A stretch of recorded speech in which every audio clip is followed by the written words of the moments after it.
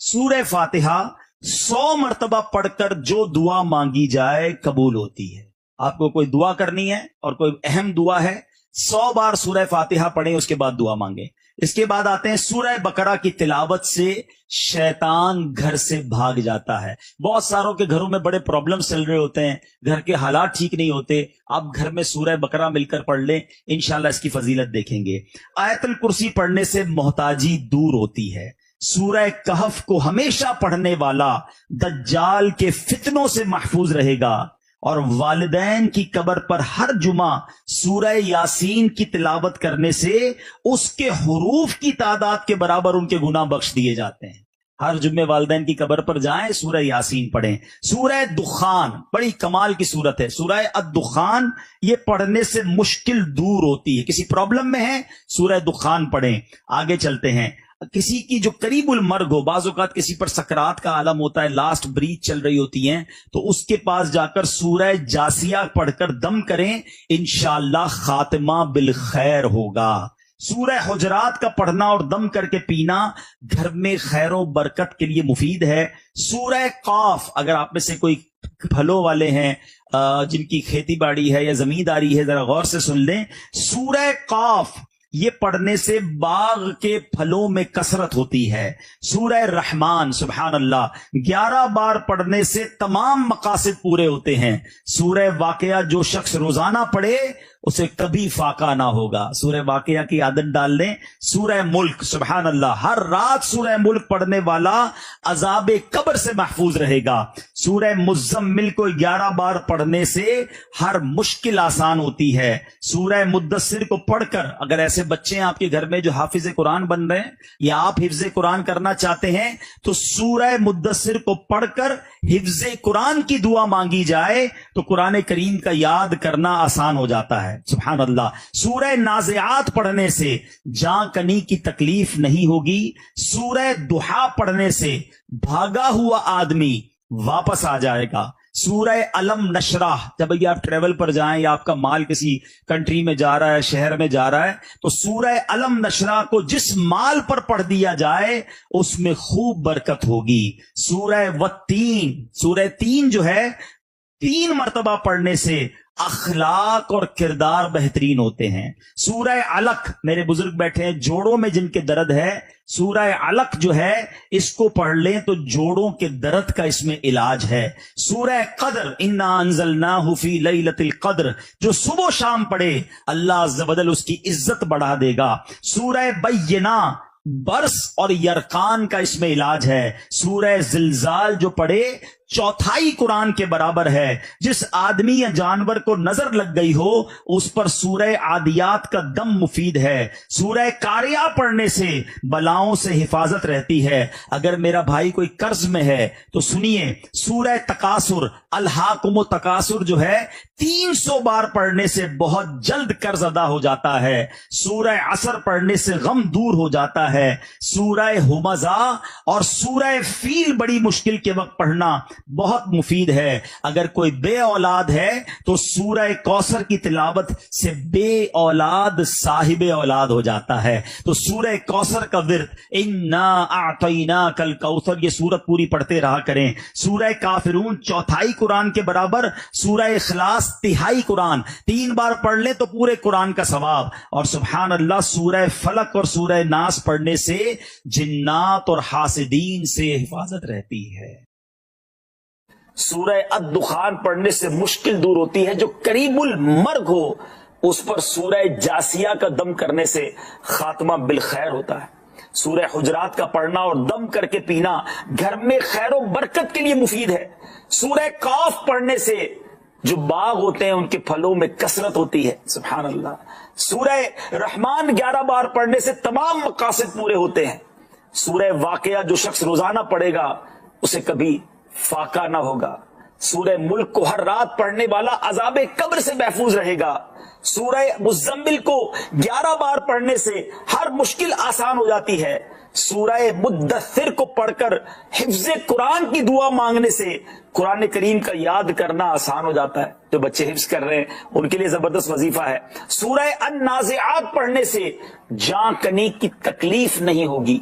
سورہ دحا پڑھنے سے بھاگا ہوا آدمی واپس آ جائے گا. سورہ علم نشرح کو جس مال پر پڑھ دیا جائے اس میں خوب برکت ہوتی ہے. سورہ تین والتین والزیتون جو ہے 3 مرتبہ پڑھنے سے اخلاق و کردار بہتر ہوتے ہیں. سورہ علق میں جوڑوں کے درد کا علاج ہے. سورہ قدر جو صبح و شام پڑھے اللہ عز و جل اس کی عزت بڑھا دے گا. سورہ بینہ برس اور یرکان کا علاج ہے. جس آدمی یا جانور کو نظر لگی ہو اس پر سورہ عادیات کا دم مفید ہے. سورہ قارعہ پڑھنے سے بلاؤں سے حفاظت رہتی ہے. سورہ تکاثر کو 300 بار پڑھنے سے جلد قرض ادا ہو جاتا ہے. کئی لوگ کہتے ہیں جناب قرض بہت ہے, چلے قرآن کا وظیفہ لے لیں, الہاکم التکاثر. یہ جو سورت ہے 300 بار پڑھنے سے بہت جلد قرض اتر جاتا ہے. لیکن میں اپنی شوگر کو پکڑ نہیں پا رہا تھا اور وہ کنٹینیو بڑھتی جا رہی تھی. پھر میری نظر سے ایک فارمولا گزرا اور وہ فارمولا ہے GPS. اب اس کے یہ فارمولا کیا ہے, تمام خاص طور پہ شوگر کے جو پیشنٹس ہیں اور جس کو شوگر نہیں ہے وہ بھی ذرا غور سے سن لیں, جن کا وزن زیادہ ہے, جو بلڈ پریشر کی مریض ہیں یا کولیسٹرول کے مریض ہیں.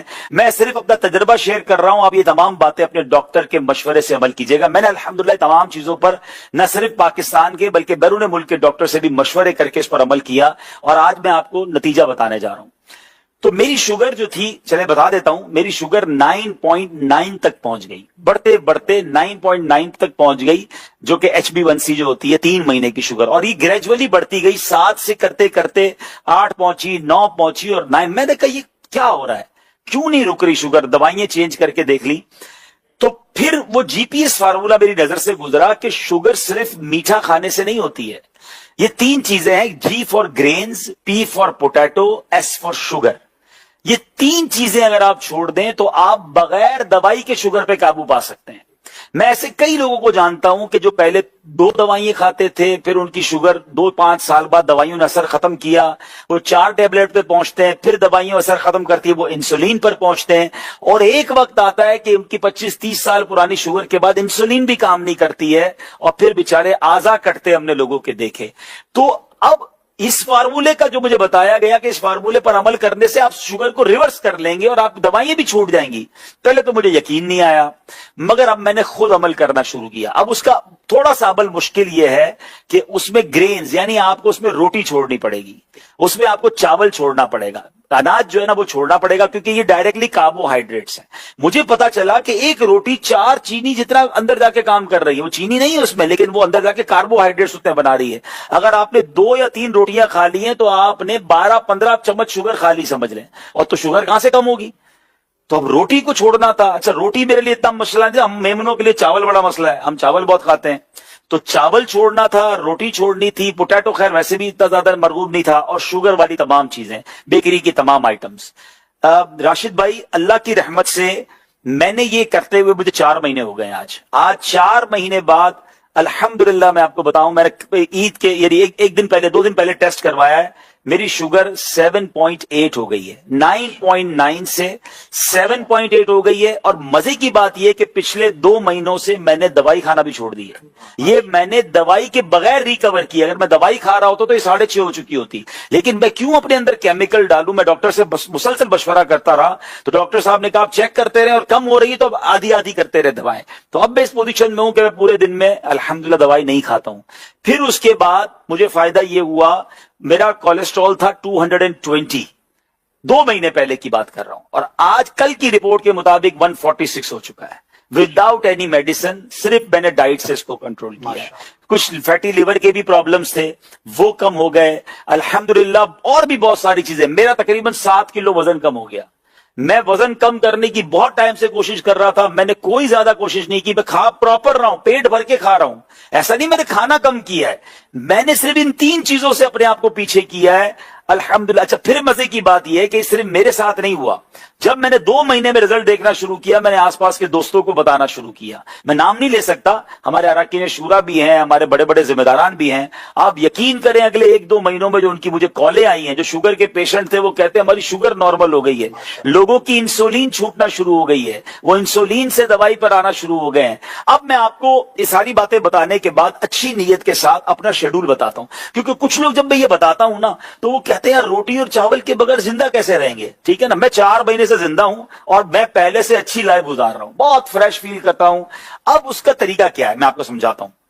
پہلے تو جب تک آپ اس کو سائڈ پہ کریں گے نا تو پھر آپ کو چیزیں بہت ساری نظر آنا شروع ہو جائیں گی. پہلے تو ہمیں نظر ہی ایک ہی چیز آتی ہے نا کہ بھائی 3 روٹیاں کھانی ہے روز کی یا 2 پلیٹ چاول کھانے ہیں. تو جناب آپ الحمدللہ سلاد, فروٹ, اور پھر آپ گوشت ڈائریکٹ تھوڑا سا لے لیں, آپ بوائل انڈے کھا لیں. اگر آپ کو فرائیڈ ایگ بھی کھانے تو کم تیل میں تل کے چمچ سے کھا لیں انڈے.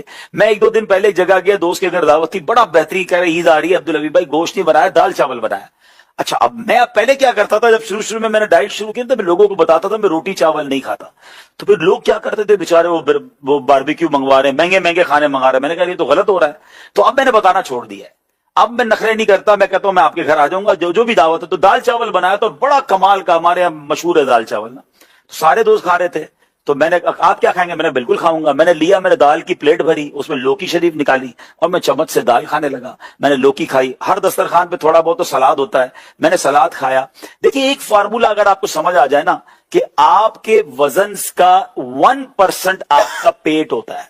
کسی کا 80 کلو وزن ہے, اس کا 800 گرام میں پیٹ بھرے گا. اب میرے پیٹ کے اندر اگر 700 گرام کی جگہ ہے تو میں نے یہ سوچ لینا ہے کہ 700 گرام بھرنا کس سے. یاد رکھیے میں اس کو اس طریقے سے آپ کو سمجھاتا ہوں, آپ کے ساتھ سب کے ساتھ ہوا ہوگا کہ کبھی آپ کو بڑی شدید بھوک لگی ہوگی. بچپن میں تو زیادہ ہوا تھا, ہم گرم گرم روٹی لینے جاتے تھے اور آتے آتے ہی ایک روٹی پوری کھا جاتے تھے. ممی نے منگوائی ہوتی تھی روٹی, تو بھوک اتنی لگی ہوتی تھی وہی روٹی کھا جاتی, کیونکہ بھوک لگی ہوتی تھی. نہ سالن تھا نہ کچھ تھا, کیونکہ بھوک لگی تھی. اور ایسا بھی ہوا ہوگا کہ آپ نے کبھی دوستوں کے ساتھ دال چاول کھایا ہوگا یا دال روٹی کھائی ہوگی, پیٹ بھر گیا. اب دنیا کی بہترین چیز آپ کے سامنے آ جائے تو آپ کیا کہتے ہیں, یار اب تو پیٹ بھر گیا. اٹ مینز پیٹ ہی بھرنا ہے, لذت تو زبان تک ہے. تو اگر آپ اس 700 گرام کی پراپر تھیلی کو اچھی چیزوں سے بھر لیتے ہیں تو آپ کو پھر ختم ہو جائے گا چیپٹر, آپ کا پیٹ بھر جائے گا. تو پہلے کوشش یہ کریں کہ فروٹ یا سلاد سامنے آ جائے, 300-400 گرام وہ کھا لیں, ٹھیک ہے. اب اس کے بعد جو کھانا کھا لیں. تو اب آپ 400 گرام وہ کھائیں گے جو اگر مثال کے طور پہ صحت کے لیے اچھا بھی نہیں ہے, تو وہ آدھا تو آپ نے اچھا کھا لیا. یعنی بہت ساری چیزوں کو اگر آپ آج صحت کے معاملات جو ڈاکٹرز بتا رہے ہیں اس کو اگر آپ سنت سے کنیکٹ کریں تو بہت چیزیں آپ کی بہتر ہو جائیں گی. آپ یہ کر روز چیک بھی کریں. مجھے کسی نے کہا موٹیویشن کیسے ملتی ہے آپ کو, میں نے کہا مجھے روز رات کو تحفہ ملتا ہے. کہتے کیسے, میں نے کہا میں روز پورا دن گزار کے سونے سے پہلے کھانے کے 2 گھنٹے بعد شوگر چیک کرتا ہوں اور مجھے پتا چلتا ہے کہ میری پورے دن کی ڈائٹ میں بغیر دوائی پیے میری شوگر نارمل ہے. میں اگلے دن کے لیے پھر تیار ہو جاتا ہوں کہ میں نے انشاءاللہ یہ چیزیں نہیں کھانی ہیں, اور الحمدللہ میں اس کا نتیجہ دیکھ رہا ہوں. تو اچھی نیتوں کے ساتھ خیر الناس من ينفع الناس, لوگوں میں اچھا وہ ہے جو دوسروں کے لیے بھی اچھا بنے. تو میں جو اپنے لیے اچھا سمجھ رہا ہوں آپ کو بتایا ہے. Cholesterol, blood pressure, sugar test کرواتے ہو نا, صحت کے لیے ٹیسٹ کرانا چاہیے, اچھی بات ہے. لیکن اب ان بیماریوں کے بارے میں بہت زیادہ کانشیس ہیں. میرا سوال ہے یہ بیماریاں کیا بگاڑ لیں گی آپ کا؟ اینڈ آف دا ڈے جان لے لیں گی نا. میں اس بیماری کا ذکر کر رہا ہوں جو اگر دل پہ بس گئی تو ایمان لے لے گی. بتاؤ کون سی خطرناک بیماری ہے؟ ایمان لینے والی نا. But nobody try to understand, کوئی اس کو ڈائگنوز کرنے کے لیے بھی تیار نہیں ہے. اس پوری کائنات میں سب سے پہلا جو گناہ ہوا, فرسٹ ایور سن, سب سے پہلا گناہ وہ کیا تھا؟ تکبر ہی تھا. شیطان نے سجدہ نہیں کیا تھا نا, اللہ میں اس سے بہتر ہوں, آئی ایم بیسٹ, خلقتنی من نار وخلقتہ من طین.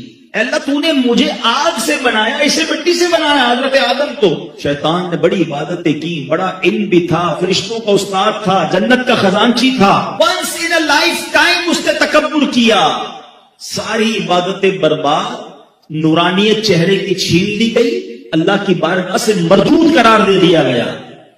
مجھے ایک بات بتاؤ, جس نے ایک بار تکبر کیا اس کا یہ حال ہوا, جو روز تکبر کرتا ہے, جو بار بار تکبر کرتا ہے, اس کا کیا بنے گا؟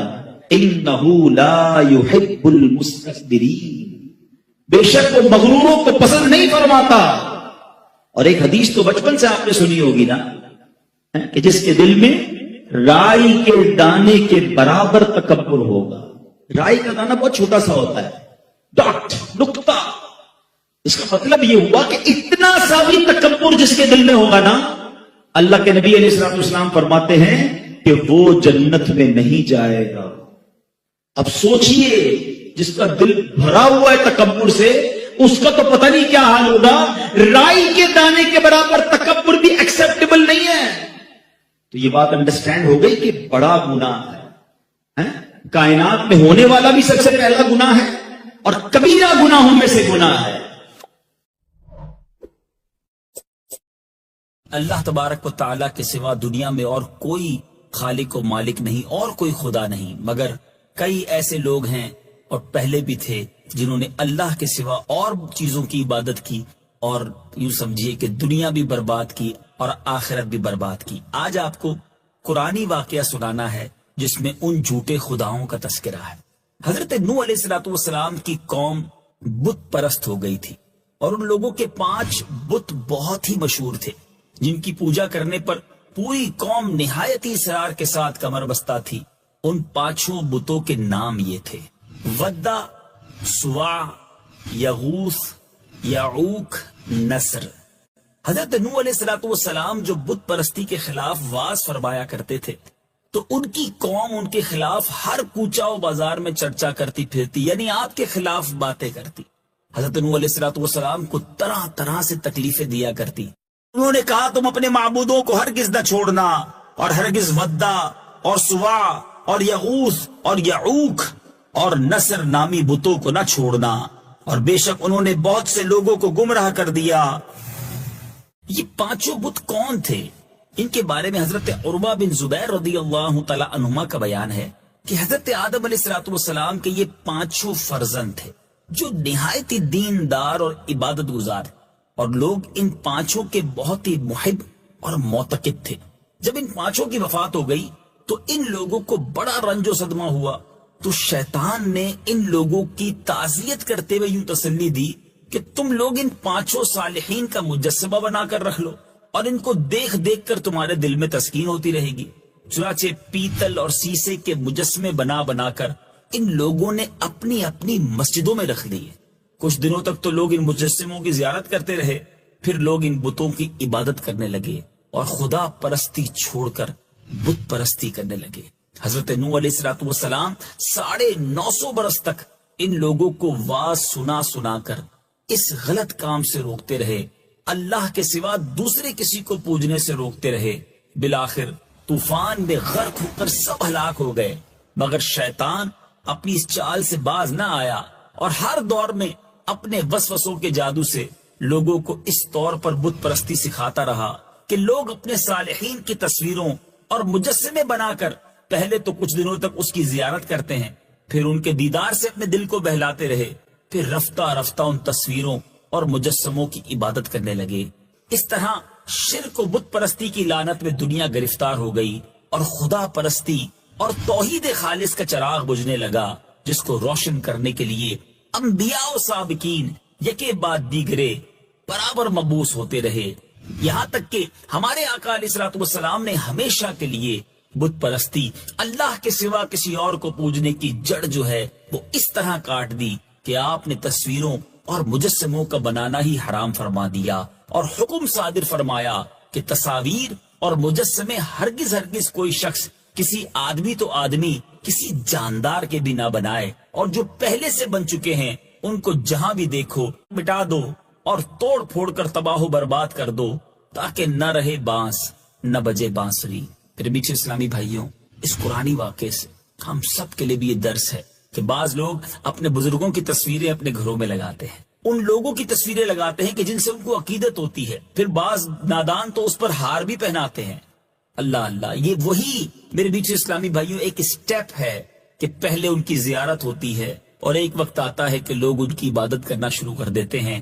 اللہ غنی، مجھے اور آپ کو اپنی ایمان کی فکر کرنی چاہیے. امیر اہل سنت الحمدللہ کئی بار یہ بیان فرما چکے ہیں، ہمیں اپنے گھروں میں سے بھی تصویروں کو ہٹا دینا چاہیے، مجسمے بالکل نہیں ہونے چاہیے. آج کل شو پیس کے ذریعے اپنے گھروں کو سجایا جاتا ہے، کسی میں جاندار کا مجسمہ ہوتا ہے، بعض اوقات کچھ ایسی کاسمیٹکس یا اس طرح کی چیزیں، بچوں کے کھلونوں کی تصویریں اور اس طرح کی چیزیں ہمارے گھروں میں ہوتی ہیں. یاد رہے، جس گھر میں تصویر ہو اس گھر میں رحمت کے فرشتے نہیں آتے. تصاویر لگاتے ہیں، اپنی فیملی کی تصاویر بھی لوگ گھروں میں لگاتے ہیں، اس کی شرعاً اجازت نہیں ہے. آج ہی اپنے گھر کا سروے کیجئے، ان چیزوں کو ہٹا دیجئے. ہو سکتا ہے کوئی کہے میں تو اپنے والد صاحب کی تصویر لگائی ہے، ان کو دیکھتا ہوں تو دل بہل جاتا ہے، اپنے پیر صاحب کی تصویر لگائی ہے.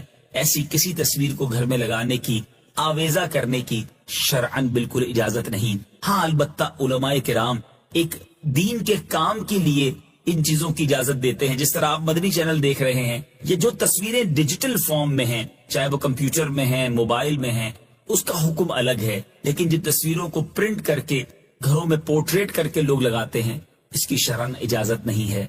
अल्लाह करीम मुझे भी ईमान कामिल नसीब फरमाए, आपको भी ईमान कामिल नसीब फरमाए। मदनी चैनल देखते रहिए और खास तौर पर कुरान पाक को पढ़ते रहिए, इसकी बरकतें नसीब होंगी। आज के सिलसिले में एक किस्सा नहीं बल्कि आपको 2 किस्से सुनाने हैं। एक तो आपने ये सुन लिया इन झूठे खुदाओं के बारे में। अब आइए अल्लाह अज़्ज़ वजल के सिपाही, सुभान अल्लाह, जो फरिश्ते हैं, उनका और अबू जहल का एक बार सामना हुआ। क्योंकि आज हमारा दूसरा टॉपिक है अबू जहल और खुदा के सिपाही। अबू जहल ने नबी पाक अलैहिस्सलाम को काबा शरीफ में नमाज पढ़ने से मना किया था और वो ऐलानिया कहा करता था कि अगर मैंने मोहम्मद सल्लल्लाहु तआला अलैहि वसल्लम को नमाज पढ़ते देखा तो अपने पांव से उनकी गर्दन कुचल दूंगा और उनका चेहरा खाक में मिला दूंगा। चुनाचे वो अपने इस फासिद इरादे से प्यारे आका अलैहिस्सलाम को नमाज पढ़ते देखकर आपके करीब आया, मगर अचानक उल्टे पांव भागा, हाथ आगे बढ़ाते हुए जैसे कोई मुसीबत रोकने के लिए हाथ आगे बढ़ाता है। यानी उसने इस तरह हाथ आगे बढ़ाया जैसे अपने आप को कोई बचाता है। उसके चेहरे का रंग उड़ गया और बदन की बोटी बोटी कांपने लगी। उसके साथियों ने पूछा कि तुम्हारा क्या हाल है? तो कहने लगा, मेरे और मोहम्मद सल्लल्लाहु तआला अलैहि वसल्लम के दरमियान एक खंदक है जिसमें आग भरी हुई है और कुछ दहशतनाक परिंद बाजू फैलाए हुए हैं। इस कदर खौफजदा हो गया हूं कि आगे नहीं बढ़ सका और हाँपते कांपते किसी तरह जान बचाकर भागा। उसके बाद भी अबू जहल अपनी खबासत से बाज नहीं आया। प्यारे आका अलैहिस्सलाम को नमाज पढ़ने से मना करने लगा। इस पर प्यारे आका अलैहिस्सलाम ने उसे सख्ती से झिड़क दिया। तो अबू जहल ने गुस्से में भरकर कहा, आप मुझे झिड़कते हैं, हालांकि आपको मालूम नहीं मक्का मुकर्रमा में मुझसे ज्यादा झत्ते वाला, मुझसे बड़ी मजलिस वाला कोई नहीं। यानी मेरे बड़े ताल्लुकात हैं, मेरे बड़े जनाब आगे पीछे लोग हैं। अबू जहल कहता है, खुदा की कसम, मैं आपके मुकाबले में सवारों और पैदलों से इस मैदान को भर दूंगा। उसकी इस धमकी के जवाब में सूरह अलक यानी सूरह इकरा की ये आयत नाजिल हुई। अल्लाह गनी, नबी पाक की शान तो देखें कि कुफार मेरे आका की शान में गुस्ताखी करते थे। आज दुनिया का दस्तूर है, लोग किसी को बुरा कहें तो वो जवाब देता है। शान मुस्तफा सल्लल्लाहु तआला अलैहि वसल्लम देखें कि नबी पाक की गुस्ताखी होती, जवाब कुरान दिया करता। अगर वो बाज ना आया तो जरूर हम पेशानी के बाल पकड़ कर खींचेंगे। वो पेशानी जो झूठी खताकार है, तो उसे चाहिए कि अपनी मजलिस को पुकारे। हम भी जल्द ही दोज़ख के फरिश्तों को बुलाएंगे। हदीस पाक में है कि अगर अबू जहल अपनी मजलिस वालों को बुलाता तो फरिश्ते इसको बिल ऐलान गिरफ्तार कर लेते और वो जबानिया की गिरफ्त से नहीं बच सकता था। ऐ मेरे बीच इस्लामी भाइयों, इस वाक्य से सीखने को क्या मिला? अबू जहल जब तक जिंदा रहा, नबी पाक अलैहिस्सलाम की दुश्मनी और आपको तकलीफ पहुंचाने पर कबर बसता रहा और दूसरों को भी उस पर उकसाता रहा। बिलाखिर कहरे खुदाबंदी में गिरफ्तार हुआ कि जंगे बदर के दौरान लड़कों के हाथों जिल्लत के साथ कत्ल हुआ और उसकी लाश बेगोरो कफन बदर के घड़े में फेंक दी गई। इस तरह तमाम दुश्मनान रसूल तरह तरह के अजाबों में मुब्तला होकर हलाक व बर्बाद हो गए। अल्लाह करीम हमें नबी पाक अलैहिस्सलाम से सच्ची मोहब्बत अता फरमाए, बेअदबी से बचाए